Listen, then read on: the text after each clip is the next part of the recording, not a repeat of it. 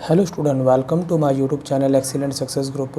तो स्टूडेंट, आज हम डिस्कस करेंगे क्लास 6 में चैप्टर 11 बीजगणित की प्रश्नावली 11.1। क्वेश्चन नंबर 11 का ए पार्ट में दे रखा है।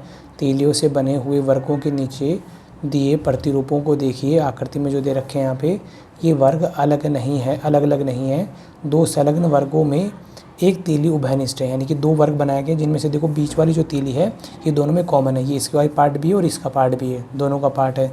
इसी तरीके से अगर आप इन दोनों में देखोगे तो ये कॉमन है, इन दोनों में देखोगे तो ये कॉमन है, यानी कि दो वर्गों में एक तीली ज़रूर कॉमन है। इस प्रतिरूप को देखिए और वह नियम ज्ञात कीजिए जो वर्गों की संख्या के पदों को आवश्यक तीलियों की संख्या देता है। हमें वो रूल बताना है जैसे हम ये बता सकें कि जितने वर्ग बनाने हों तो उसके लिए में कितनी तीलियों की आवश्यकता होगी। जैसे मान लो यहाँ पर एक वर्ग बनाया तो यहाँ पर 4 तीलियों की आवश्यकता हुई। यहाँ पर 2 वर्ग बने हैं लेकिन तीलियाँ कितनी यूज़ हुई हैं? 4, 5, 6, 7। कितनी तीली यूज़ हुई है? 4, 5, 6, 7। इसके लिए 4, 4 और 3, 7, 7 और 3 10 यूज़ हुई हैं। इसी तरीके से इसमें भी कितनी यूज़ हुई है?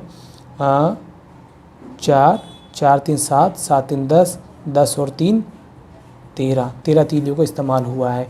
तो जैसे जैसे यहाँ पे एक वर्ग बना, यहाँ 2 वर्ग बने, यहाँ 3 वर्ग बने, यहाँ पे 4 वर्ग बने, तो इसी तरीके से अगर मान लो हमें 10 वर्ग बनाना हो और डायरेक्टली बताना माचिस की तीलियाँ कितनी यूज़ होंगी, वो रूल हमें बताना होगा। तो उसके लिए हमें सबसे पहले एक टेबल बना लेते हैं ताकि इसको समझने में आसानी हो सके। तो स्टूडेंट, यहाँ मैंने टेबल बना ली। यहाँ लिखेंगे आकृति नंबर या वर्गों की संख्या या माचिस की तीलियाँ, यहाँ उनका बनाएंगे प्रतिरूप।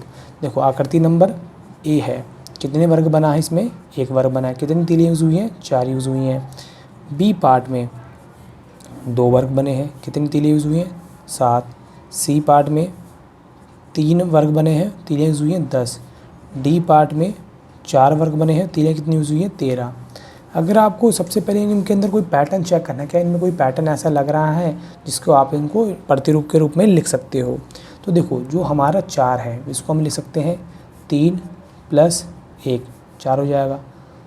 जो हमारा 7 है, 7 को हम क्या लिख सकते हैं? 6 + 1, 7 हो जाएगा। 10 को 9 + 1, 10 हो जाएगा। इसको 12 + 1 कितना हो जाएगा? 13 हो जाएगा। अब ये जो नंबर हैं सारे के सारे क्या है? 3 के मल्टीपल हैं, यानी कि 3 के गुणज हैं। इनको हम लिख सकते हैं 3 गुणा में 1, 6 को ले सकते हैं 3 गुणा में 2, 9 को ले सकते हैं 3 गुणा में 3 और 12 को ले सकते हैं 3 गुणा में 4। तो यानी कि जितने भी नंबर आए हैं ये हमारे सारे के सारे 3 की टेबल में आने वाले नंबर हैं। तो अगर हमें यहाँ पे माचिस की तीलियों का रूल बनाना, देखो इनके अंदर अगर मैं इस लाइन को हाइड कर दूँ, इनकी जगह पे इनको प्लेस कर दूँ, तो आप देखो ज़रा ध्यान से, इनमें सब कुछ सेम ही है, सिर्फ ये वाले गिनती चेंज हो रही हैं। 1, 2, 3, 4।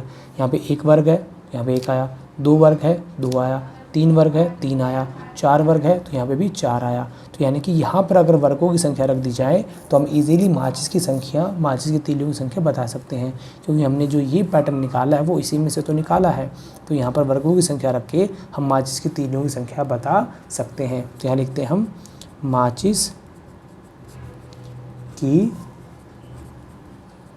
तीलियों की संख्या।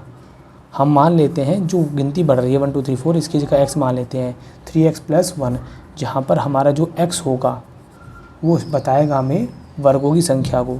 x होगी वर्गों की संख्या होगी, यानी कि आप जितने भी आपको वर्ग चाहिए, मान लो 2 चाहिए, 3 चाहिए तो यहाँ पे 3 रखो, 3 3 और 1 10, 10 तीलियाँ यूज़ होंगी। अगर आपको 5 वर्ग चाहिए तो 5 रखो, 5 3 15 और 1 16, 16 तीलियों की जरूरत होगी। अगर आपको 20 वर्ग की पता करना है तो 20 × 3, 20 3 60 + 1, 61 तीलियों की आवश्यकता होगी वर्ग बनाने के लिए। ठीक है, तो इसके अंदर ये वाला रूल अप्लाई होगा। ये हमारा ए पार्ट यहाँ पे कंप्लीट होता है। अब डिस्कस करेंगे इसका बी पार्ट। तो स्टूडेंट, बी पार्ट भी हमारा सेम टू सेम वही कंसेप्ट है। आकृति तीलियों से बना त्रिभुजों का एक प्रतिरूप दर्शा रही है। उपरोक्त प्रश्न 11A की तरह व्यापक नियम का ज्ञात कीजिए जो त्रिभुजों की संख्या के पदों की आवश्यकता तीलियों की संख्या देता हो। तो इसके लिए भी हम क्या बना लेंगे? एक टेबल बना लेंगे। टेबलों के बाद ही हम इसको सॉल्व कर पाएंगे। तो स्टूडेंट, यहाँ पर भी हमने सेम कंसेप्ट को ही यूज़ किया है। देखो आकृति नंबर ए में कितने त्रिभुज बना हुआ है? 1 बना हुआ है। तीलियाँ कितनी यूज़ हुई हैं? 3। आकृति बी में त्रिभुज तो बने 2, एक ये रहा दूसरा ये रहा, 2 त्रिभुज पहला दूसरा। तीलियाँ कितनी यूज़ हुई हैं? 3 और 2 5, 5 तीलियाँ। सी पार्ट में त्रिभुज बने 3, देखो एक ये रहा दूसरा ये रहा और तीसरा ये। तीलियाँ कितनी यूज़ है? 3, 3 2 5, 5 और 2 7। डी पार्ट में देखो त्रिभुज बने हैं 4, 1 2 3 4, 3 1 3 से 3, 3 2 5, 5 2 7, 7 2 9। अब इनके अंदर हमें वो रूल ढूंढना है कि कौन सा रूल अप्लाई हो रहा है।